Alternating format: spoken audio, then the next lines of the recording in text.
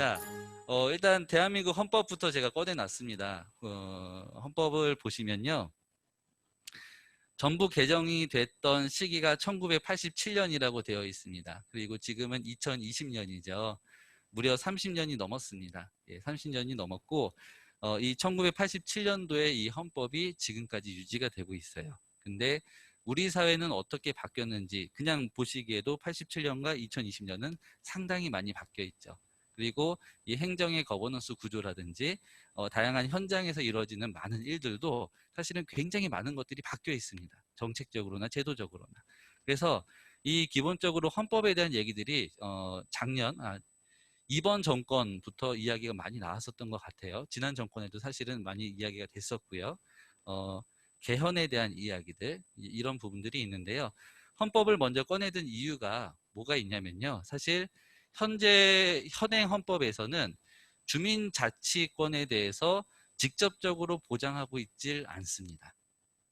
그리고 헌법에서 그렇게 직접적으로 보장을 못하다 보니까 우리가 상상할 수 있는 주민자치의 영역이 쉽게 법적으로 풀리지 못하고 있어요.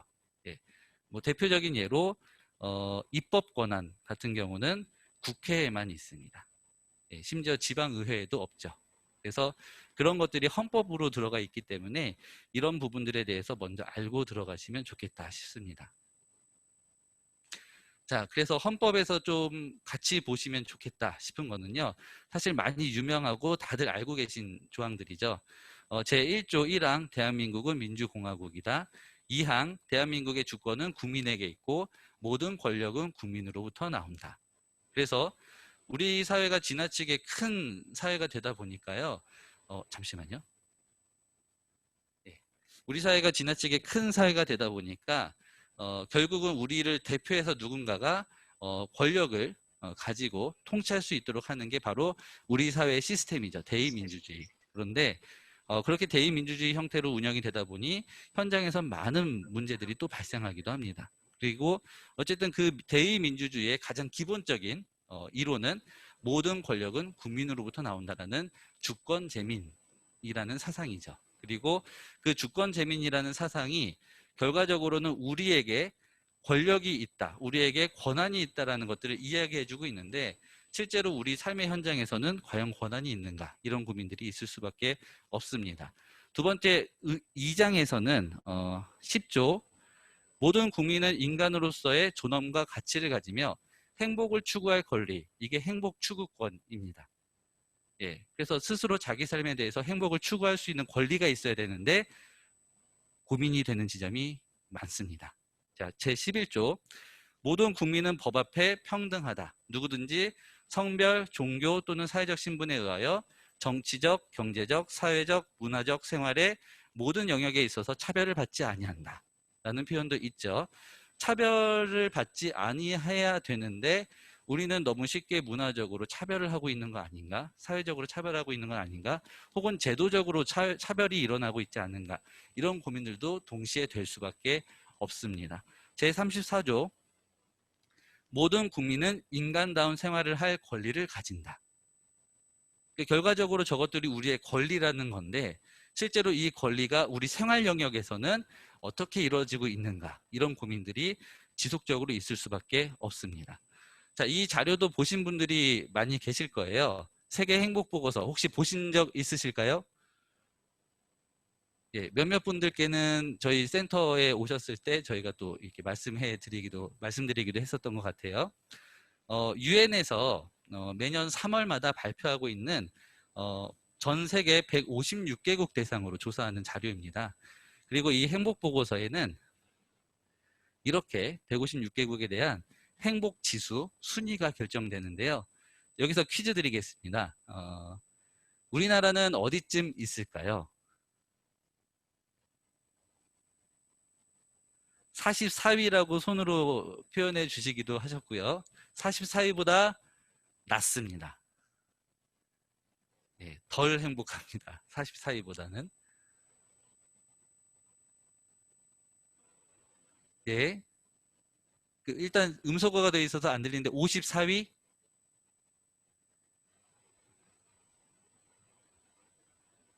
예, 어디 갑자기 일단 자, 빠른 진행을 위해서 답을 제가 말씀드리겠습니다. 61위입니다. 그리고 이거는 다행이라고 해야 될까요? 일본보다는 한 계단 위에 있습니다. 일본이 62위인데요. 예. 61위라고 하니까 생각보다 낮네요. 그쵸? 자, 내용을 조금 보시면, 자, 이런 지표를 가지고 행복지수를 측정을 했습니다. 기대 수명, 1인당 GDP, 관용, 부정부패, 사회적 지원, 삶에 대한 선택의 자유. 이 중에 기대 수명 같은 경우는 보건과 의료 체계라고 보시면 좋을 것 같아요. 우리나라는 건강보험 등등 해서 상당히 잘 되기도 하죠. 1인당 GDP도 이미 많이 알고 계실 겁니다. 그리고 관용은 나와 다른 타인에 대해서 넉넉하게 받아들일 수 있는 포용력이잖아요. 근데 이 관용지수, 그 다음에 부정부패, 이 부정부패는 어떻게 보면 우리가 행정을 얼마나 신뢰하는가, 행정은 우리를 얼마나 신뢰하는가 하는 이 신뢰의 문제일 수도 있습니다. 그 다음에 사회적 지원은 복지 시스템하고 관련이 있고요. 마지막 삶에 대한 선택의 자유가 아주 심각한데요. 자, 여기서 제가 질문을 또 드리겠습니다. 우리나라의 기대 수명은 전 세계 몇 위일까요? 네. 예, 예, 12요. 12. 예, 10위입니다. 예, 음. 예, 맞습니다. 기대 수명은 전 세계에서 12위를 하고 있습니다. 상당히 높죠. 자, 그러면 마지막 거. 삶에 대한 선택의 자유는 몇 위 정도 하고 있을까요? 김경현 선생님은 답을 알고 계실 것 같아서 제가 다른 분께 요청드리겠습니다. 예.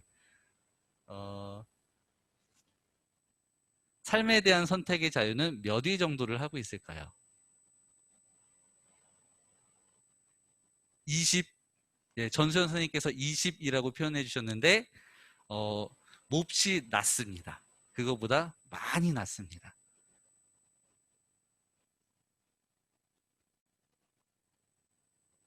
70. 예, 이번에 70으로 바꿔주셨는데도 그거보다 많이 낮습니다. 엄청나게 낮습니다. 예, 삶에 대한 선택의 자유.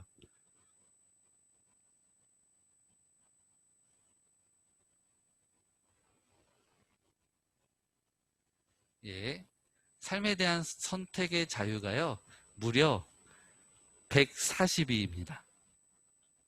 예, 생각보다 굉장히 심각하죠. 예, 검은색은 긍정지표고요. 빨간색은 부정지표입니다. 관용지수도 무려 81이고요. 그만큼 우리 사회가 포용하지 못하는 사회라는 지표인 것 같아요. 두 번째, 부정부패도 81위입니다. 이거는 실제로 부정부패가 일어나고 있다가 아니라 부정부패에 대한 부정적인 인식들이 사람들한테 있다는 얘기입니다. 다시 다르게 표현하면 신뢰하지 못하고 있다는 얘기죠.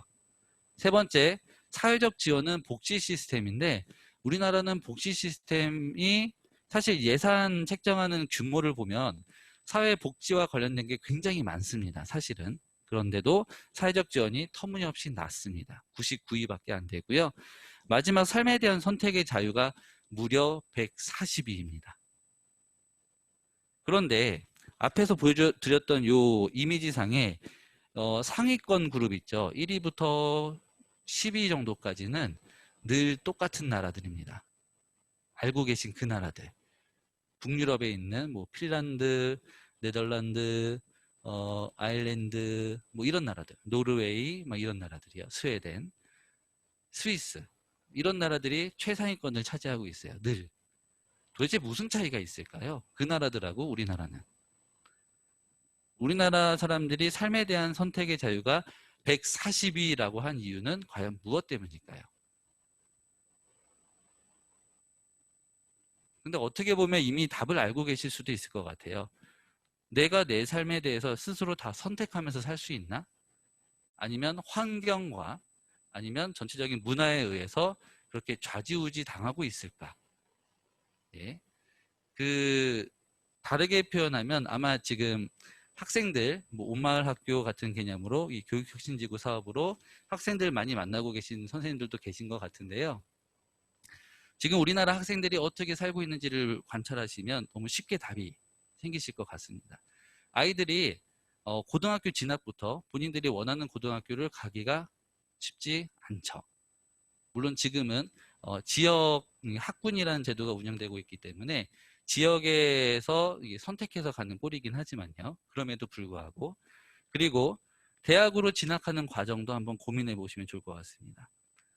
어떤 기준으로 아이들이 대학에 진학하게 되는지, 학과를 선택하게 되는지, 그리고 그 이후에 자기 삶에 있어서 굉장히 중요한 직업을 선택하는 과정도 한번 관찰해 보시면 좋을 것 같습니다. 과연 그 아이들이 자기 삶에 대해서 모든 무한한 가능성을 두고 본인이 원하는 걸 선택하면서 살고 있는가? 근데 그렇지 않은 것 같습니다. 예. 그러면 그 아이들뿐만 아니라 우리 같은 성인들도 어떻게 보면 우리가 과연 그것들을 선택하면서 결정하면서 살고 있는가? 그렇지 못한가? 여기에 대한 고민들이 있을 수밖에 없죠. 그런 면에서 우리나라에 살고 계신 분들은 우리나라가 그렇게 행복하지 않은 것 같다라고 평가를 하신 것 같습니다. 자, 그러면 왜 이럴 수밖에 없는가에 대해서 좀 말씀을 드리면요. 사회 자체가 지나치게 고도화되었죠. 굉장히 복잡해졌고요. 많은 사람들이 굉장히 다양한 관점을 가지고 살아가고 있습니다. 그러다 보니까 이 일률적인 방식으로는 그동안 해왔었던 통치라는 관점 혹은 관치라는 관점으로는 우리 사회가 완전하게 다스려지지 못하는 상황이 돼버린 거죠. 예. 다르게 표현하면 이런 표현입니다. 이거는 제가 동구에 나갈 때 만들었던 자료인데요. 동구는 인구수가 상당히 적은 편입니다. 예, 인구수가 현재 6만 3천 명이세요. 제가 알고 있기로 용현 5동 같은 경우가 미철구 용현 5동 같은 경우가 거의 5만 명에 가까운 걸로 알고 있습니다. 얼마 전에 송도 3동이었나요? 송도 3동이 분동을 했죠. 송도 4동인가요? 송도 4동이 분동을 했는데 그 분동하기 전에 6만 명이 넘었었습니다. 예. 그래서 이제 분동을 하게 됐었죠. 그런데 동구는 6만 3천 명밖에 안 됩니다. 기본적으로 인구가. 그런데 그 6만 3천 명이 투표를 통해서 우리 지역의 살림을 좀 돌봐주세요라고 대표 한 명을 뽑으셨죠. 그게 구청장입니다. 동구는 6만 3천 명의 대표이고요. 미철구는 44만 명의 대표죠. 연수구 같은 경우도 30 몇만 명쯤 되시죠. 30 몇만 명의 대표가 한 명밖에 없습니다. 그리고 그 한 명이 관치의 방식으로 지역 살림을 돌본다. 그러면 동구를 기준으로 다시 말씀드리면요. 6만 3천 명, 2만 8천 세대가 있는데 그 2만 8천 세대가 어떤 삶을 어떻게 살아가고 있는지 알 수가 없죠. 그렇죠. 미철구만 해도 43만 명이라는 사람들의 삶 각각에 대해서 제대로 알 수가 없습니다. 왜냐하면 한 명이기 때문에. 그래서 그 한 명이 제대로 돌보거나 다스릴 수가 없는 게 현재 이 시스템의 한계인 겁니다. 그래서 그런 시스템을 제도적으로 보완을 하고자 만들어지는 게 바로 이 직접 민주주의 혹은 참여 민주주의 방식이라고 보시면 좋을 것 같습니다. 지금 여기 화면상으로는 제가 알고 있기로 인천시 주민참여예산에도 참여하고 계신 분들도 많이 계신 것 같아요. 예. 그럼 거기에서도 이렇게 생각하시면 좋을 것 같습니다. 인천시는 인구가 300만 명 안팎을 오가고 있죠.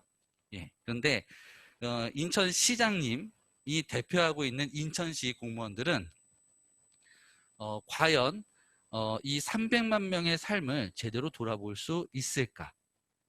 왜냐하면 우리 사회가 지나치게 고도화되고 다원화됐기 때문에 생기는 현상이라고 보셔야 됩니다. 예. 그래서 인천시가 그거를 못하기 때문에 결국 주민들이 직접 삶을 돌보시라고 그 예산을 편성할 수 있는 권한을 나눠준 게 바로 주민참여 예산이라는 제도인 거죠. 예. 주민자치도 사실 같은 방식입니다. 동해 현장에 대해서는 직접 주민들이 다스리시라. 직접 주민들이 만들어 가시라라고 만들어진 제도가 바로 이 주민자치회, 주민자치와 관련된 제도, 정책이라고 보시면 좋을 것 같습니다. 예. 그리고 그거를 다르게 표현하면 보충성의 원칙이라고 합니다. 보충성의 원칙은요, 각 기초단체, 예를 들면 동구가 직접 해결할 수 있는 문제에 대해서는 인천시가 관여하지 않는다. 이런 개념입니다. 다르게 표현하면 인천시가 해결할 수 있는 문제는 중앙정부에서 관여하지 않는다. 이 개념이 보충성의 원칙입니다. 현장의 문제는 현장에서 푸는 게 더 적절하다라는 이념적인 접근이 있습니다. 그럼 다르게 표현하면 지역의 문제는 지역의 주민들이 직접 해결하셔야 되는 거죠. 그리고 그걸 바탕으로 만들어진 게 보충성의 원칙이고 주민자치의 영역이다라고 보시면 좋을 것 같습니다. 예, 책자보다는 PDF 파일로 있습니다. PDF 파일인데 사실 다 영문이어서요. 예, 일단은 제가 공유해 드리겠습니다. 운영 과정 끝나고. 그 다음에 그 보충성의 원칙의 실제 예를 이렇게 보시면 좋을 것 같아요. 제가 한번 현영 선생님께 한번 여쭤볼게요. 자, 지금 이미지는요, 장학금을 받고 있는 사진입니다. 예, 장학금을 받고 있는 사진인데요. 학교나 기관에서 학생들한테 장학금을 주는 경우 우선적으로 고려하게 되는 건 어떤 학생들에게 장학금을 주려고 할까요? 예. 어떤 예. 학생? 학교나 이게 선생님이 주고 싶은 사람 아니고요. 학교나 기관에서 준다고 한다면 어떤 학생들한테 먼저 고려하게 될까요? 일단 뭐 가정 환경이 좋지 않다거나 아니면은 학비를 댈 만한 그런 경제적 여건이 좋지 않다거나 예, 그런 걸 먼저 고려를 할 것 같아요. 그쵸. 예. 사실 제가 원하는 답은 아니었습니다. 예, 보통 학교에서는 모범 학생 혹은 성적 우수 학생 이쪽으로 먼저 고려를 하시더라고요. 그래서 실제로 장학금 리스트들을 보면은 성적이 좋은 학생들한테 주는 장학금의 규모가 더 큽니다. 예. 그런데 주민자치회에서 아니면 활동하고 계신 각각의 이제 주민협의체 등에서 학생들에게 장학금을 준다고 하면 누구한테 먼저 주려고 하실까요? 예. 한부모 가정이요. 예, 감사합니다. 예, 한부모 가정이라고 전혀 주저없이 말씀해 주셨습니다. 김영국 선생님께서.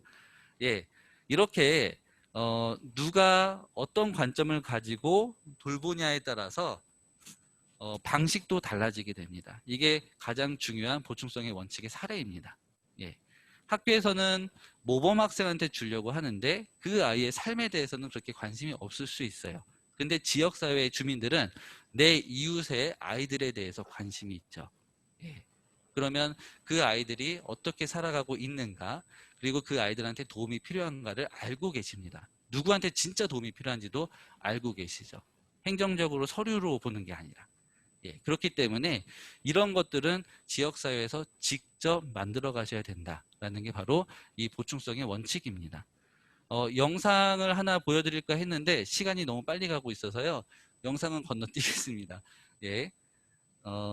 그리고 결국 이 주민자치의 실현의 주체는 지금까지는 주민들이 관에서, 제가 관이라는 표현을 쓰겠습니다. 다르게 표현하면 기초단체 혹은 뭐 중앙정부에서 다스리는 것에 대해서 내가 받아왔다면 주민자치는 우리의 문제는 우리가 직접 해결하자. 우리가 직접 다스리자. 그래서 우리 삶의 행복을 우리가 직접 만들어가자라는 개념으로 접근하시면 됩니다. 그게 주민자치의 영역이고요. 그리고 그 주민자치의 영역이 그러면 어디까지 확장돼야 되는가에 대해서 설명을 드리겠습니다. 제가 지금 말씀드리는 거는 이후에 3강, 4강에서 나오는 거하고는 또 다른 결일 겁니다. 그래서 걱정 안 하셔도 됩니다. 예. 그 공유지의 비극이라는 단어 혹시 들어보셨어요? 예, 공유지의 비극이라는 단어가 있는데 게럿 하딘이라는 미생물학자가 우연히 경제학지였나? 거기에 논문을 발표를 하면서 굉장히 유명해진 겁니다. 예, 유명해졌는데 사실 이런 내용입니다. 간단한 내용입니다. 저 이미지는 윈도우 바탕화면입니다. 예, 그리고 저건 사실 그림이 아니라 사진이라고 하더라고요. 고원지대의 넓은 초원입니다. 그리고 그 초원에 이제 한번 상상을 해보세요. 목장이 한 4개 정도가 있다고 생각해 볼게요. 그리고 그 목장은 양을 키우고 있습니다. 저 공유지, 자, 저 초원은 누구의 땅도 아닙니다. 누구의 땅도 아니었는데 어느 날 한 목장에서 양을 풀어놨더니 양이 너무 건강하게 뛰어노는 거예요. 예, 이 초원의 풀들도 맛있게 잘 뜯어먹고, 그러니까 양모가 또 양의 건강도 좋아진 거죠. 그러니까 옆에 있는 농장도 풀어놨습니다. 그 옆에 있는 농장도 또 풀어놨습니다. 그리고 그 옆에 있는 농장도 또 풀어놨습니다. 자, 이렇게 되면 이 초원은 어떻게 될까요? 그쵸? 예. 음소거가 되어 있지만 어떻게 말씀하시는지 다 들릴 것 같습니다. 예. 이렇게 됩니다. 황폐화됩니다. 예. 모두의 것은 누구의 것도 아니다라는 이 말이 있죠. 예. 결국 아무도 관리하고 있지 않기 때문에 결국 저렇게 황폐화가 되는 거죠. 그래서 저 게럿 하딘이라는 사람이 제시했던 해결 방법이 2가지가 있는데요. 하나는 사유화, 다른 하나는 국유화입니다. 사유화 개념은 그러면 저 초원을 그 목장 주인들이 나눠 가져라 이거입니다. 그래서 본인이 소유하고 있는 것에 대해서는 관리하면 된다. 자, 국유화는 이겁니다. 그러면 너희들이 관리하지 말고 중앙정부가 통제할게. 저 초원을 지켜야 되니까 아무도 들어오지 마. 이렇게 되는 거죠. 예. 그런데 공유지의 비극을 넘어라는 이 논문을 쓴 세계에서 최초로 여성으로서 노벨 경제학상을 탄 엘리너 오스트럼이라는 사람이 있습니다. 이 사람은 이렇게 제시를 했습니다. 사례를 먼저 보여드릴게요. 한 개 목장에서 양을 풀어놨는데 다른 목장에서 양을 푼다고 하니까 이제 이 양들을 들여보내는 겁니다. 그래서 이제 다른 양들이 또 뛰어놀다가 들어가고 그 다음에서야 다른 목장에 또 풀어놓고 이렇게 서로 순번을 정해서 돌아가면서 양을 풀어놓는 거죠. 그리고 같이 이 초원을 조금 유지시켜야 된다고 판단하면 협의하에 초원을 가만히 두는 거죠. 그래서 이거를 이렇게 표현을 하는데요. 이 공유지의 비극을 넘을 수 있는 주체는 결국은 지역 공동체. 그래서 자치적으로 자발적으로 서로 합의해가는 주민 협의체가 이 공유지의 비극을 풀어낼 수 있다라고 얘기했습니다. 이게 제3의 대안입니다. 제1의 대안은 사유화고 제2의 대안은 국유화였는데요. 제3의 대안은 주민들이 합의를 통해서 이것들을 지켜갈 수 있다라고 얘기를 한 거죠. 그러면 이 공유지에 대한 개념이 조금 확장이 되실 수 있을 것 같은데요. 우리가 봤을 때 그럼 무엇이 공유지인가? 이런 고민들이 있을 수 있죠. 간단하게는 지금 코로나 상황에 공중보건, 눈에 보이는 건 아니지만 이 보건의 문제가 공유지일 수 있습니다. 이 공유지를 남용하고 있는 경우는 마스크를 안 쓰고 여기저기서 기침하고 다니면서 이 감염병을 옮길 수 있는 행위가 이 공유지를 남용하는 경우가 될 수 있을 것 같습니다. 그런데 우리나라가 K 방역해갖고 굉장히 전 세계적으로 유명해졌잖아요. 지금 또 위기를 겪고 있긴 하지만 이 K 방역이 이루어졌던 가장 큰 이유는요. 얼마 전에 그런 조사를 또 했더라고요. 한국 사람들이 왜 마스크 쓰기에 그렇게 자발적으로 참여하는가? 그 이유가 수평적 관계의 민주의식 그리고 공동체 의식을 가지고 있는 이 국민성 때문에 그렇다라는 연구 결과가 나왔었습니다. 예. 다르게 표현하면 이미 우리 국민들은 공유지를 극복하기 위해서 이 공중보건을 극복하기 위해서 합의를 하신 거죠. 이야기를 서로 했든 하지 않았든 합의를 해서 서로 마스크를 철저하게 쓰면서 이 보건을 같이 지키고 있었던 겁니다. 하지만 누군가가 그거를 어기는 순간 그 공유지는 깨지기 시작하죠. 자, 다른 예가 또 있습니다. 이 코로나 때문에 올해 굉장히 문제가 발생하고 있을 때 한 농촌 사회에서요. 한 가구당 100만 원씩 재난지원금을 지급했습니다. 마을 기금을 가지고요. 행정에서는 재난지원금을 줘야 된다 말아야 된다 막 이런 얘기가 나오고 있을 때 그동안 누적이 되어 있었던 마을 기금을 바탕으로 재난지원금을 100만 원씩 지급을 했습니다. 이거를 결정한 건 이장님 혼자 결정한 게 아니라 주민총회를 통해서 결정을 했었습니다. 예, 이런 사례도 있고요. 이 지역사회에서 이 자발적으로 방역에 참여하시는 곳들도 많이 있으시죠. 예. 그러니까 이 공중 보건을 지키기 위해서 제가 알기로도 저희 중구의 동인천동 주민자치회 같은 경우는 자발적으로 보건소하고 협의를 하셔갖고 방역 활동을 열심히 하고 다녔습니다. 신포동 주민자치위원회도 마찬가지로 그런 활동들을 많이 하고 다니셨었습니다. 자, 이런 식으로 자발적으로 방역에 참여하기도 하셨죠. 자, 이런 게 바로 우리 공유지를 지키기 위해서 우리가 함께 합의하시는 방식으로 풀어가는 하나의 예인 겁니다. 그러면 저 공유지라는 게 우리 공중보건에 대한 부분만 있는가? 조금 더 확장해서 보셔도 좋을 것 같습니다. 간단하게는 이런 게 있어요. 화장실의 휴지, 공중 화장실의 휴지. 예, 공중 화장실에 휴지를 갖다 놓으면 순식간에 사라지죠. 예, 이게 공유지가 관리되지 않았을 때의 현상입니다. 근데 그 지역사회에 살아가고 있는 사람들이 합의를 하시면 공중 화장실의 휴지가 관리가 되겠죠. 공원에 있는 쓰레기통, 이것도 마찬가지죠. 공원에 있는 쓰레기통에 누군가가 집에 있는 쓰레기를 막 갖다 버리게 되면 그 순간 공유지는 남용하게 되는 겁니다. 근데 그거를 지역사회에 있는 분들이 같이 합의하셔서 풀어가실 수 있는 거죠. 또 어떤 게 있냐면 인천시에서 운영하는 혹은 각 기초단체에서 운영하는 주민참여예산제. 인천시 같은 경우는 올해 400억을 편성을 했습니다. 근데 그 400억이라는 이 재원은 공유지인 거죠. 세금으로 만들어져 있거든요.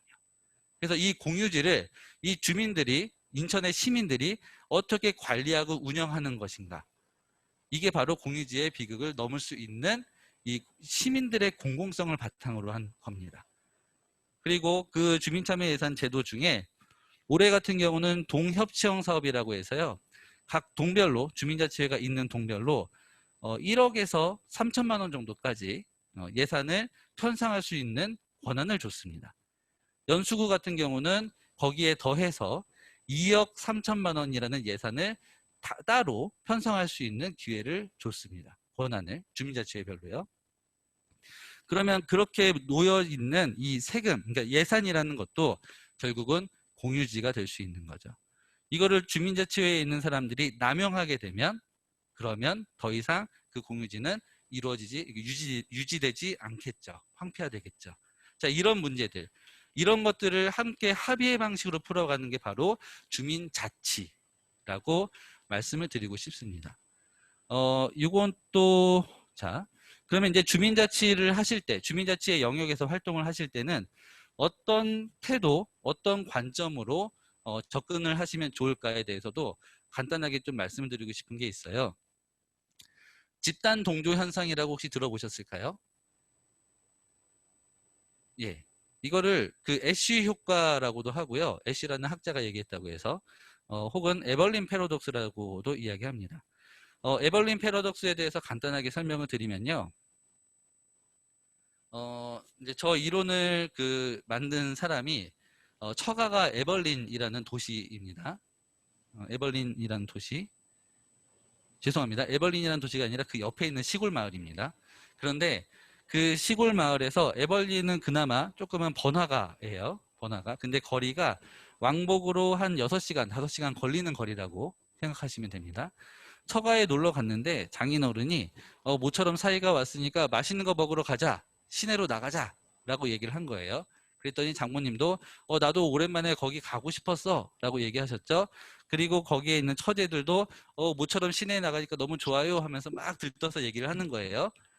그렇지만 이 사위는 정작 거기 너무 먼데 땡볕에 가기 힘든데 거기 꼭 가야 되나? 이런 고민을 한 거죠. 하지만 말은 안 했습니다. 그리고 나서 다 같이 차를 타고 에벌린이라는 도시로 이동해서 밥을 먹고 왔어요. 근데 땡볕에 5시간 동안 차를 타고 왔다 갔다 하는 건 쉽지 않죠. 예. 게다가 가족도 뭐 단촐하게 가신 게 아니라. 그래서 갔다 오자마자 장인어른이 누가 거기 가자고 했어? 라고 소리를 치는 겁니다. 그랬더니 장모님이 그것 봐, 내가 그럴 줄 알았어. 나도 가기 싫었다고. 이렇게 얘기를 하시는 거예요. 그리고 상황이 좀 이상하죠. 처음에는 장인어른이 먼저 얘기하고 장모님도 얘기하고 가자 해서 갔는데 갔다 오고 나니까 거기 너무 힘들었어. 그래서 알고 봤더니 아무도 거기에 가고 싶지 않았던 거예요. 그런데 장인어른이 사이가 왔다고 뭔가 대접해야 된다고 생각해서 얘기를 하니까 다 같이 그냥 동조해 버리신 거죠. 예.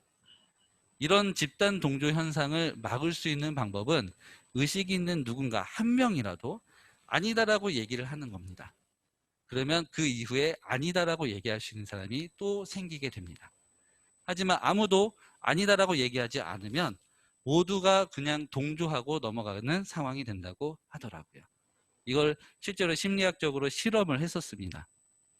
횡단보도를 건너는데 한 명이 엉뚱한 곳을 가리키고 있으니까 아무도 관심을 갖지 않아요. 근데 세 명이 가리키니까 사람들이 모이면서 다 쳐다보고 있다. 이게 애쉬 효과 이론입니다. 또 이런 실험도 있었어요. 실제로 5명의 사람에게 자 파란색 막대와 똑같은 길이를 갖는 건 무슨 막대입니까? 라고 사전에 공모해서 미리 짰다는 얘기죠. 미리 짜서 파란색하고 같은 건 주황색이에요 라고 답을 맞췄어요. 그리고 미리 짜지 않은 누군가한테 또 물어본 거죠. 당신은 그러면 저 파란색과 같은 게 뭐라고 생각하세요? 그랬더니 그 사람은 주저하다가 주황색이요 라고 답을 하는 거죠. 근데 선생님들께서 보시기에 어떤 색이 파란색과 같아 보이세요? 그렇죠. 연두색이죠. 예, 감사합니다. 예, 이렇게 실제로 사람은 자기 의견이 있어도 괜히 내가 말을 꺼내면 심리적으로 압박을 받기 때문에 그냥 동조하고 많은 그런 현상들이 생기게 됩니다. 근데 주민자치는 그렇게 되면 안 됩니다. 아주 심각한 사례가 하나 있었는데요. 미국에서 챌린저호가 뭐라고 하죠? 그 발사된 지 73초 만에 폭발했었던 사건이 있었죠. 예. 예. 이게 대표적인 사례입니다. 예. 소수의 엔지니어가, 기술자가 지금 발사하면 폭발할 가능성이 있다. 그래서 날이 좋아지면 그때 다시 연기해서 발사하자. 이렇게 주장을 했는데 이 나사에서는 그거를 묵살했습니다. 그래서 결국 이 상황들이 동조가 돼서 그냥 발사를 하게 됐는데 73초 만에 폭발했죠. 예, 아주 심각한 사례지만 이게 대표적인 집단 동조 현상의 예입니다. 자, 다음으로 또 어떤 관점을 가지고 이 주민자치를 하시면 좋겠다라고 말씀드리고 싶냐면, 자, 이번에 또 질문을 제가 한번 드려보겠습니다. 혹시 김경희 선생님, 아이고 화면이 깨져 보이는군요. 예, 김경희 선생님 마이크 열고 제가 질문 하나 드리고 싶은데요. 예. 네, 어느 날, 나오나요? 예, 네, 나오고 있습니다. 어느 날 네, 갑자기 네, 미철구에서, 네, 이 김경희 선생님께 1억이라는 예산을, 사용할 수 있는 권한을 주겠다라고 이야기를 건네왔다고 가정할게요. 네. 그러면 그 1억을 어떻게 쓰고 싶으세요? 일단 제가 뭐 무슨 주민의 그 모임의 한 구성원으로 있으면서 리더를 맡고 있으면, 네, 주민들하고 모여서 제일 우선순위를 뭐를 해야 될지를 하고 하는 게 좋지 않을까요? 네, 감사합니다. 예, 그러면 또 네, 다른 분께도 들리나요? 또 여쭤보겠습니다. 예, 예. 혹시 박미나 선생님 지금 말씀하실 수 있으실까요? 예, 같은 질문입니다. 박미나 선생님께 구청에서 갑자기 1억이라는 예산을 사용할 수 있게 해드릴게요 라고 해왔어요. 그러면 그 1억이라는 예산을 어떻게 사용하고 싶으세요? 지금요? 지금 이런 상황이라면 저는 일단 코로나니까요. 코로나 상황이니까 제 전공 분야에 쓸 것 같은데요.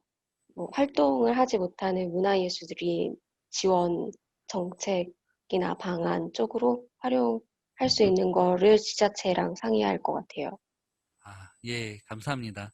그러면 한 분만 더 여쭤보겠습니다. 그 진채근 선생님, 예, 혹시 1억이라는 예산을 구해서 쓸 수 있게 한다면 어떻게 사용하고 싶으세요? 직접 민주주의를 적용해서 주민 의견 수렴을 하고요.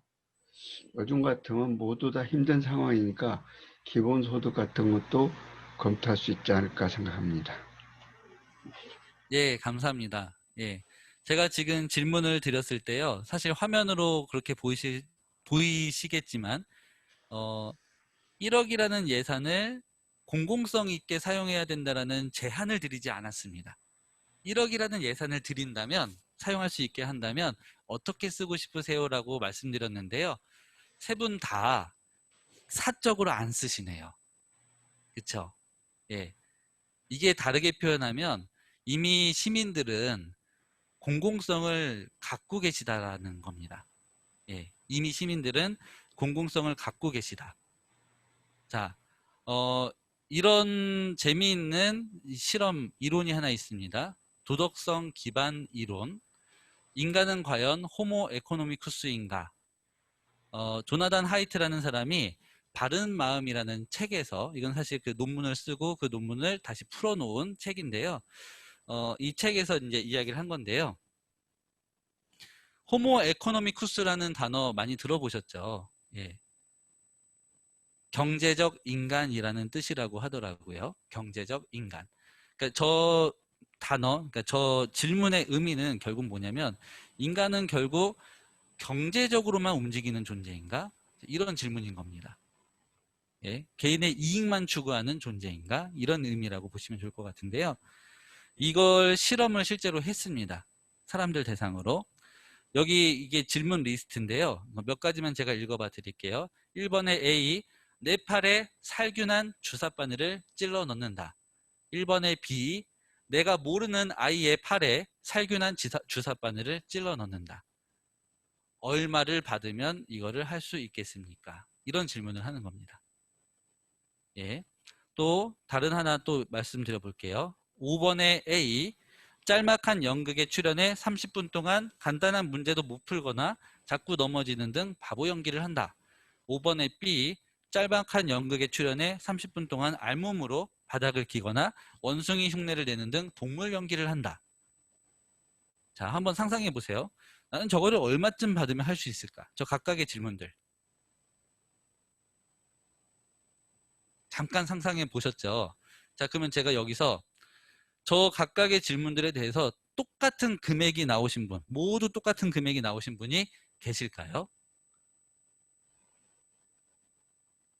그쵸?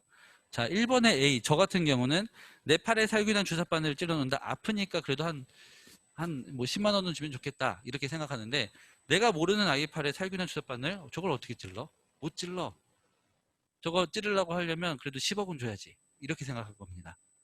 예. 아마 다른 분들도 비슷하실 것 같아요. 예. 그런데 이 질문의 의미는 사실 뭐냐면요. 대부분의 사람들이 저 각각의 질문들에 대해서 서로 다른 값을 매겼습니다. 서로 다른 값을 매겼다. 그럼 이게 어떤 의미냐? 인간이란 존재가 만약에 경제성만 추구하는 존재라면 다 같은 금액을 매겼을 겁니다. 다 10억 주세요. 그런데 실제로 저 질문을 받았을 때 사람들은 다 다르게 책정을 하셨습니다.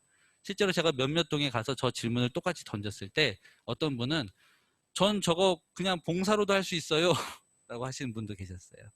근데 저거는 절대로 못해요 이렇게도 얘기하시더라고요.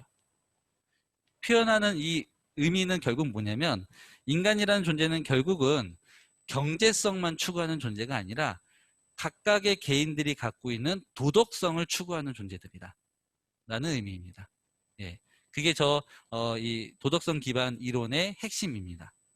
예, 사적인 이익만 추구하는 존재, 이 주요 관점과 주요 가치가 그쪽으로 쏠려 있는 게 아니라, 인간이란 존재는 결국 개인이 갖고 있는 도덕과 도덕성과 가치관이 중요한 존재들이다 라는 결과가 나와 있습니다.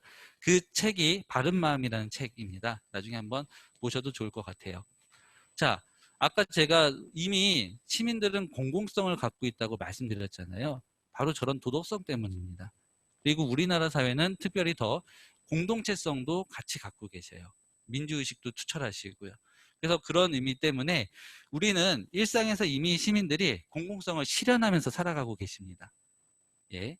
예산이 있건 없건 마을 공동체 활동을 하고 계신 분들은 예산이 없어도 우리가 우리 지역사회 안에서 우리 아이들을 만나자, 우리가 돌봄 활동을 하자, 이미 하고 계세요.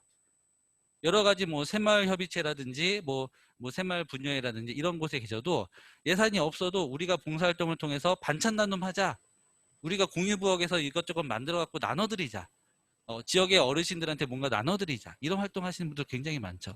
이게 바로 시민들이 이미 공공성을 가지고 다양한 활동들, 지역사회 돌봄을 하고 계시다라는 의미입니다. 예. 그러면 그 공공성을 실현하고 있는 사람들한테 권한까지 드리면 어떻게 될까?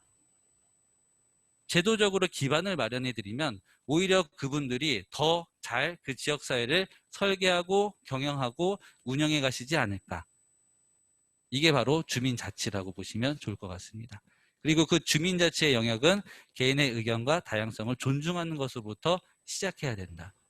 나만 옳은 건 아니거든요. 당연히 아시겠지만 나만 옳은 게 아니라 저분이 말씀하신 것도 옳을 수 있거든요. 내가 틀릴 수도 있고, 그리고 늘 옳고 그름으로만 판단되지 않을 수도 있거든요.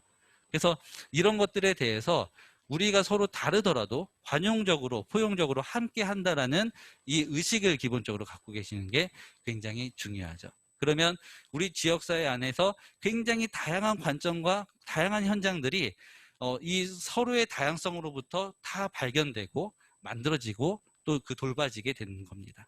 이런 게 바로 이 주민자치를 하기 위한 기본적인 방향성 혹은 관점이라고 보시면 좋을 것 같습니다.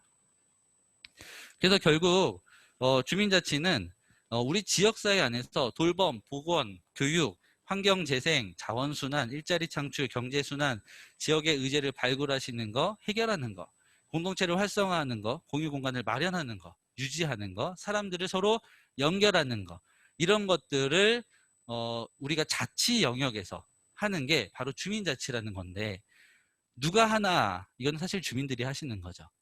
그럼 어떻게 해야 하나? 아무런 권한도 없는데 막상 하라고 하면 결국은 자비를 들여서 하시거나 없는 그 기반에서 뭔가 하셔야 되는 거잖아요. 그러니까 행정은 지금 제도적으로 정책적으로 접근을 하려고 하고 있습니다. 그래서 그 접근을 어떻게 해오고 있었는지를 간단하게만 말씀을 드리겠습니다. 나중에 3, 4강에서 더 자세하게 들으실 거니까요. 일단 1999년이 상당히 중요한 시기입니다. 이 자치와 관련된 연역을 보시면 이런 흐름을 가지고 있어요. 우리나라가 이제 해방을 맞이하고 독립을 하고 나서 이제 지방자치법이 1949년도에 만들어집니다. 그리고 여기 빨간색으로 제가 표시하신 걸 보면 조금 신기한 걸 발견하실 거예요. 1952년도에 지방자치를 실시하면서 시, 읍, 면장, 지금으로 말하면 기초단체 구청장, 인천 같은 경우는 구청장이랑 동장까지도 간선제로 지방의회에서 선출하게 했었습니다. 이게 1952년이었고요. 그리고 1956년에는 이게 직선제로 바뀝니다. 물론 이 당시에는 정치적으로 굉장히 혼란한 시기였기 때문에 이게 또 금방금방 바뀌어요. 그 58년에는 임명제로 다시 바뀌게 되는데요. 60년에는 다시 직선제로 바뀌죠. 이게 다르게 표현하면 우리가 지금 동장님을 민간인 중에 우리가 뽑아 민간인 동장제를 운영할 수 있어. 되게 생소하게 들리시죠? 근데 과거에는 이미 그거를 했었다는 겁니다. 또 다른 예로 공무원들이 동장을 하겠다고 할 때 시민들이 투표해서 추천할 수 있어. 이것도 굉장히 생소한 얘기죠. 근데 그것도 과거에는 했었다는 얘기입니다. 예, 그런데 그게 막혔던 시기가 1961년 군사 쿠데타입니다. 그리고 그때 이후로 지방의회도 해산하면서 중앙 집권적인 통치 방식으로 우리나라 국가 시스템이 다시 바뀌게 됩니다. 그리고 나서 1989년부터 다시 이제 지방자치법이 이제 다시 한번 이제 개정이 되면서 여러 가지 이제 상황들, 주민자치의 영역으로 확장되는 상황들이 생기게 됐는데요. 그 중에 이제 저 시기를 좀 보시면 좋을 것 같습니다. 일단 1987년 10월에 헌법이 개정이 됐고요. 그래서 처음에 보여드렸던 그 헌법, 그게 1987년도에 개정됐던 헌법입니다. 그리고 1988년도에 지방자치법이 전체 내용이 다 개정이 됩니다. 그러면서 1991년도에는 지방의회가 다시 부활했고요. 1999년도에는 지방의원과 지방자치단체장을 주민들이 직접 투표해서 선출하게 됩니다. 예. 그리고 나서 1999년으로 오게 되는데요. 일단은 이제 그런 식으로 펼쳐놓고 주민들이 알아서 자치를 하셔라라고 했더니 당연히 기초단체의 규모도 지나치게 크고 도시화가 급격하게 이루어지고 개인주의적인 성향이 지나치게 확장이 되면서 실제로 주민자치의 영역에 활동을 하기가 쉽지 않았었습니다. 그래서 김대중 정권 때 무슨 일이 있었냐면 읍면동을 폐지시키려고 했었습니다. 읍면동을 폐지시키고 이 행정 시스템을 간소화시키려고 했었어요. 그리고 그 읍면동의 위치에 주민자치회, 지금으로 말하면 주민자치회죠. 주민자치회를 설치하려는 시도가 있었습니다. 근데 그때 단체장들, 기초단체장들하고 공무원들의 집단 반발이 있었다고 하더라고요. 그래서 그거는 실패로 돌아갔고, 그래서 결국은 읍면동이 지금까지 해왔던 행정사무에 주민자치센터를 설치하고 운영하는 사무를 넣게 됩니다. 그래서 지역사회 안에서 주민들이 비교적 더 쉽게 활용할 수 있는 주민자치센터라는 공간을 드리는 걸로 계획이 바뀌게 됐었습니다. 그리고 그 주민자치센터를 설치하고 운영하는 거는 법적으로는 읍면동의 기능이 전환되는 거로만 들어가 있고요. 실제로 각 기초단체에서는 주민자치센터 설치 운영 및 지원 조례가 만들어지게 됩니다. 그리고 그 조례상에 주민자치위원회의 설치 근거가 들어가게 되죠. 다르게 표현하면 주민자치위원회는 사실은 주민자치센터를 운영하기 위한 분들이셨던 거예요. 그리고 동시에 어떤 역할들을 하셨냐면 동정자문위원회라고 그 99년 이전에는 동장님들에게 지역에 계신 유지분들이나 아니면 지역에 활동하시는 분들이 여러 가지 조언을 드리기도 하고 이야기를 드리기도 하죠. 그래서 동장님이 이 관련된 그 돌봄을 하실 때 조언을 받을 수 있는 구조로 만들어놨던 게 동정자문위원회였습니다. 그리고 주민자치위원회로 전환이 됐어도 사실은 그 역할에서 벗어나지 못했습니다. 왜 그렇게 됐냐면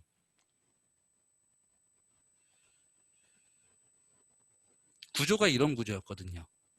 시군구 자치가 있고 그 다음에 읍면동 행정이 있으면 주민자치위원회는 그 밑에 있거든요. 동장님이 위촉합니다. 그래서 저런 구조에서는 주민자치위원회가 실제로 자치의 영역에서 할 수 있는 범위는 자원활동밖에 없는 거죠. 자원봉사밖에 없는 거죠. 그리고 자치센터를 운영하신 것도 원래 자치센터 운영에 대해서는 조례상으로는 이 기능들 6가지 기능이 다 있습니다. 주민자치 기능, 문화여가 기능, 지역복지 기능, 주민편의 기능, 시민교육 기능, 지역사회 진흥 기능 이런 것들이 있는데 실제로 우리가 주민자치센터 하면은 뭐가 먼저 떠오르세요? 요가, 필라테스, 헬스장 이런 거 먼저 떠오르시죠. 주민자치센터가 제대로 운영이 안 됐다라기보다는 그만큼의 권한이 없었기 때문에 그만큼의 역할 부여가 없었기 때문에 실제로는 이런 프로그램 위주로밖에 운영이 되지 못했던 거죠. 그래서 여기에 대한 보완을 위해서 주민자치회에 대한 법적인 설치 근거를 잠시만요. 법적인 설치 근거를 2010년에 다시 마련을 합니다.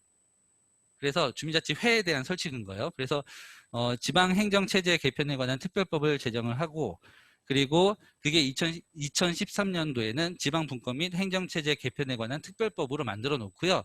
거기에 제27조, 28조, 29조에 주민자치회를 설치할 수 있다라는 내용을 집어넣게 됩니다. 그리고 그때 전국에서 1차로 시범 실시를 하게 되는데요. 인천에서는 연수 2동이 참여를 했었습니다. 그리고 그때 운영이 되는 과정에서는 정부에서 특별교부세라고 해갖고 1억씩 예산을 쓸 수 있게 해줬습니다. 그러니까 이제 굉장히 즐겁게 예산까지 있으니까요. 예산이 있다는 건 권한도 그만큼 주어졌다는 거거든요. 굉장히 다양하게 활동을 하셨는데 예산이 떨어지니까 더 이상 할 거리가 없어지는 거예요. 그래서 그거에 대해서 보완을 하고자 다시 한번 2차 시범 실시를 하는데 그게 2015년입니다. 그래서 그때까지 누적된 주민자치회가 49개가 있었죠. 그리고 그렇게 시범적으로 실시하는 것들을 해보면서 여러 가지 논의가 있었는데요. 이것도 먼저 보셔야 될 것 같습니다.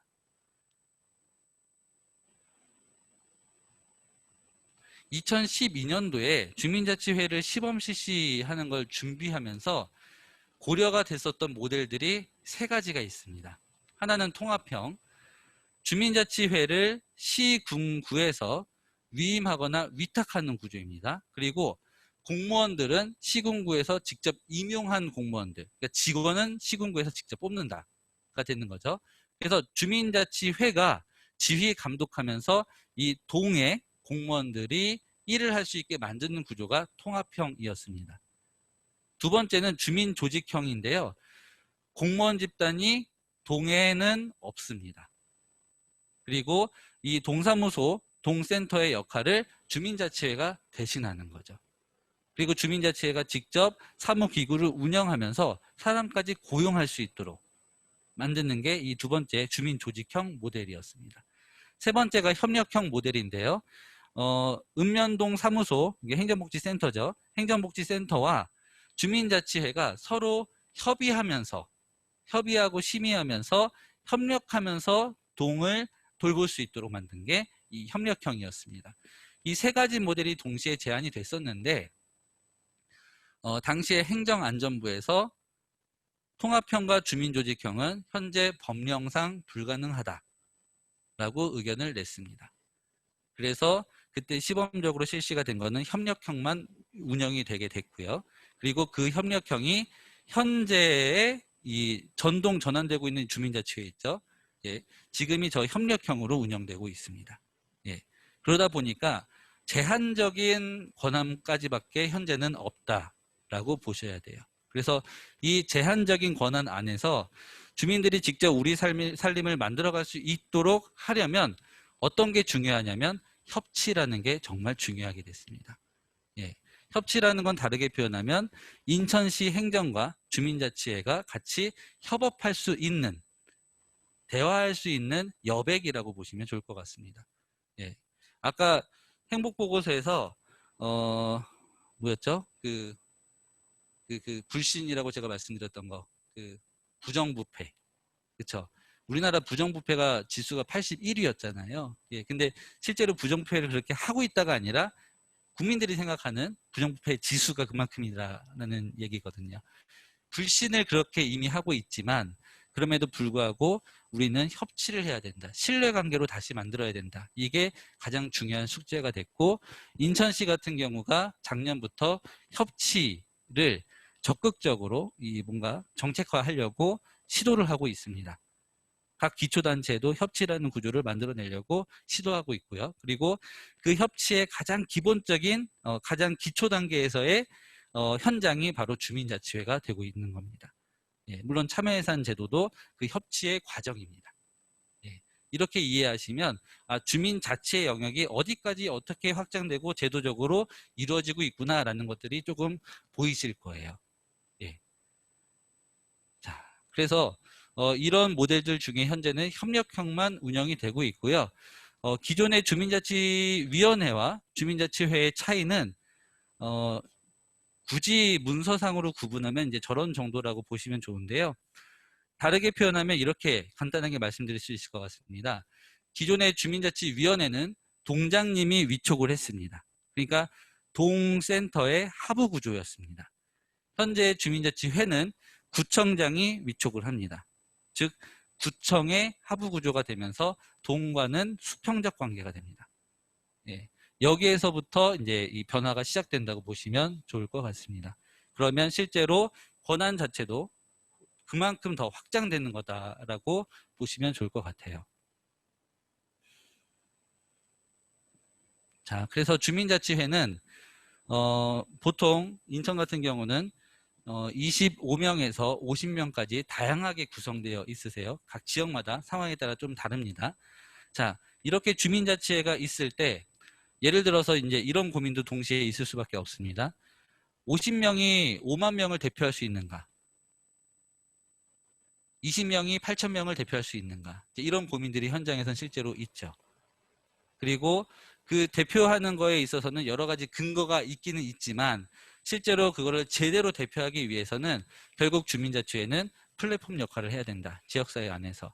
주민자치회가 여기 포함되어 있는 위원님들만 단독으로 뭔가를 하시는 게 아니라 가능하면 지역사회에 있는 마을공동체, 학교운영위원회, 뭐 작은 도서관, 뭐 상인회, 뭐 아파트, 뭐 자치회, 뭐 짓는단체, 많은 단체들, 기관들, 시설들이 있잖아요. 거기랑 같이 플랫폼화 시키시는 거죠. 그래서 네트워크로 서로 연결되어 있으면서 그 안에서 마을의 의제도 발굴하시고 그리고 우리 마을을 같이 협력해서 돌봐가시면서 이거를 우리 지역사회의 최고 의사결정 기구인 주민총회로 연결하시는 과정, 그 과정을 만들어 가시는 게 이 주민자치회의 대표적인 역할이다 라고 보시면 좋을 것 같습니다. 현재는 이 주민자치회가 예산을 직접 운영할 수 있는 게 없기 때문에 주민참여 예산이라는 시스템에 의존하고 있기는 합니다. 하지만 인천시 같은 경우도 이후에는 주민세를 환원하는 방식으로 각각의 주민자치회에 사업비가 부과되는 방식을 고려하고 있습니다. 그리고 실제로 시의회에서는 마을 기금화 시키는 것까지 고려하고 있습니다. 예, 아직은 갈 길이 좀 멀긴 한데요. 제도적으로 좀 보완이 필요할 수도 있습니다. 이거는 일반적으로 주민자치회가 어떤 일정들을 갖게 되는지 1년차 때, 2년차 때, 3년차 때 거기에 대해서 설명을 한 건데요. 보통 1년차 때는 의제를 발굴하고 예산 사업을 편성하는 정도의 역할을 주로 하십니다. 그리고 2년차부터는 위수탁 사업을 시작하고요. 그 위수탁 사업이라는 게 간단하게는 주민자치센터를 운영하는 것도 위탁 받아서 운영하시는 겁니다. 그리고 그거 외에도 지역에 있는 공용 주차장이라든지 쓰레기 정거장이라든지 이런 것들을 위탁 받아서 운영하실 수도 있습니다. 자, 그럼 위탁 받아서 운영할 수 있는 것들도 있고요. 그리고 기본적으로 편성 과정은 동일하게 하십니다.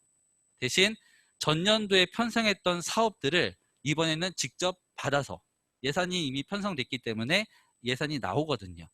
그 나온 예산을 받아서 실제로 실행하시는 것까지 저 2년차 때는 하십니다.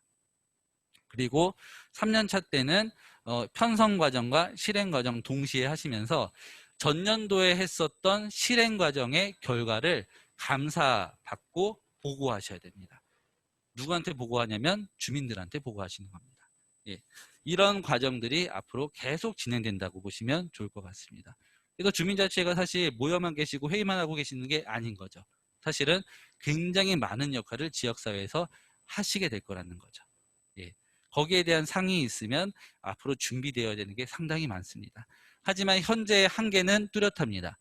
주민총회가 아까 말씀드린 거로는 우리 지역사회의 최고 의사결정 기구가 돼야 되는데 근데 실제로 예산 편성하고 나면요. 구의회나 시의회에서 최종적으로 의결하셔야 됩니다. 그러면 의결 권한이 거기에 가 있다는 얘기네요. 그러니까 아직은 제도적으로 미흡한 주민자치다라고 보시는 게 현재로서는 맞습니다. 예. 자, 그래서 우리가 생각하는 이상은 왼쪽에 있는 저건데요. 실제는 저렇습니다. 예. 그래서 아직은 갈 길이 멀다. 그리고 이거를 첫 술에 배부르면 체합니다. 그래서 단계적으로 계속 이게 같은 방향으로 옳은 방향으로 가고 있는가를 고민하시면서 단계적으로 한 걸음 한 걸음 가시는 게 이 주민자치 앞으로 잘 성장할 수 있는 방향이지 않을까라고 말씀을 드리고 싶습니다. 예.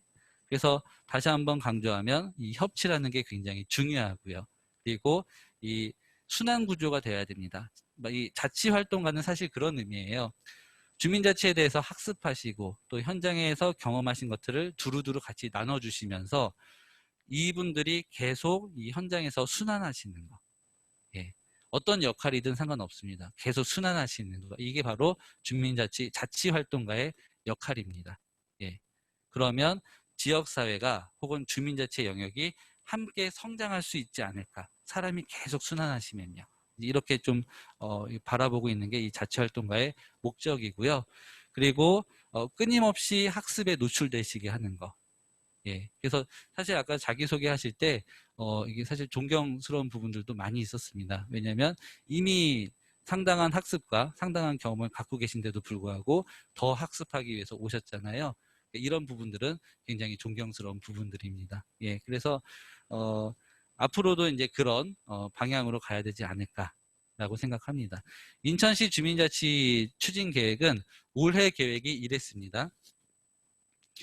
조례 제정하는 거는 조금 시간이 걸릴 것 같습니다. 그리고 뭐 중간지원조직 협업은 뭐 당연히 저희 센터하고 하고 있는 거고요.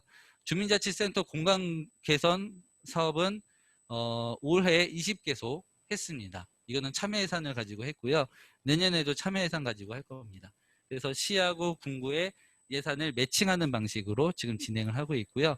주민자치의 사무국, 일이 너무 많기 때문에 앞으로 사무국이 운영돼야 될 필요가 있습니다. 근데 그 사무국에 대한 인건비 지원을 현재는 못하고 있습니다. 뭐 법적인 문제다라고는 얘기는 하지만 특별법이 있기 때문에 법적인 문제라고 명확하게 얘기하기는 좀 애매합니다. 다른 지역 같은 경우는 실제로 하고도 있거든요. 그래서 일단 인천시는 내년에는 간사에 대해서라도 최소한 어느 정도까지는 수당을 받을 수 있게 하겠다라는 계획이 있긴 있습니다. 하지만 그 금액을 제가 말씀을 드려도 에게라는 생각이 드실 수밖에 없을 거고요. 그 다음에 주민자치의 사업 예산 같은 경우는 현재는 인천시는 주민참여 예산으로 풀고 있습니다. 하지만 이후에는 아까 말씀드린 것처럼 개별 사업비를 따로 책정하는 방식으로 진행을 할 것 같고요. 실제로 그런 방식으로 하고 있는 곳이 대표적으로 세종시랑 당진시가 그런 식으로 하고 있습니다. 그리고 주민자치위원회 역량 강화는 현재는 필수 이수 과정밖에 없어서 계속 좀 이렇게 이야기들이 있었어요. 그리고 오히려 이 주민자치회를 단연간 운영을 해 보셨던 위원님들이 스스로 우리 학습이 필요하다라고 요청하시면서 저희 센터로 연락 주시는 경우도 굉장히 많아지고 있습니다. 예, 그래서 이거 자체를 최소한 이 교육을 혹은 학습을 하실 수 있는 장을 시에서 마련할 수 있게 하는 게 지금 인천시의 목표이고요. 그리고 공무원들이 일 좀 같이 할 만하다 싶으면 바뀌는 게 문제죠. 예, 그래서 공무원들 그렇게 계속 일이 바뀌는 게 순환보직제라고 하는데 이거를 가능하면 전담보직제로 좀 이렇게 바꿔서 최소 3년에서 5년 정도까지는 그 역할을 지속할 수 있도록 하는 게 현재 인천시의 목표입니다. 그리고 그리고 이제 수적으로 말하면 올해까지는 이게 누계가 88개 동이었는데 그게 중간에 상향 조정돼서 90개 동까지 전환하는 걸 목표로 했었습니다. 좀 지켜봐야 될 것 같고요. 그래서 2022년까지 인천시의 모든 읍면동을 주민자치회로 전환하는 게 인천시의 현재 목표입니다. 그리고 각 기초단체는 거기에 대한 제도적인 기반을 만들어가고 있는 과정이고요. 아직은 과정이다 보니까 그냥 보시면 부족한 게 참 많아 보이실 거예요. 현재는 그런 상황이라고 보시면 좋을 것 같습니다. 원래는 제가 집담회를 조금 진행을 해야 되는데 저만 말하고 끝나버렸습니다. 그래서 예, 혹시나 뭐 질문 같은 게 있는 분 계실까요? 예, 중요한 질문들은 3강, 4강, 5강, 6강 할 때 많이 해주셔도 좋을 것 같고요. 요 현재 제가 띄워놓은 요 화면 있죠. 주민자치의 디딤돌은 과연 무엇일까? 주민자치의 걸림돌은 과연 무엇일까? 자치활동가란 어떤 역할을 하면 좋을까? 이 세 가지에 대해서 제가 이제 문자로는 앞에 메모지하고 펜을 놔달라고 부탁을 드렸는데요. 한번 적어 주시면 좋겠습니다. 적어 주시고 수료식 할 때 그거를 바탕으로 다시 한번 좀 진행을 하도록 하겠습니다. 1강은 여기까지 진행하고 마무리 지을까 하는데 괜찮으실까요?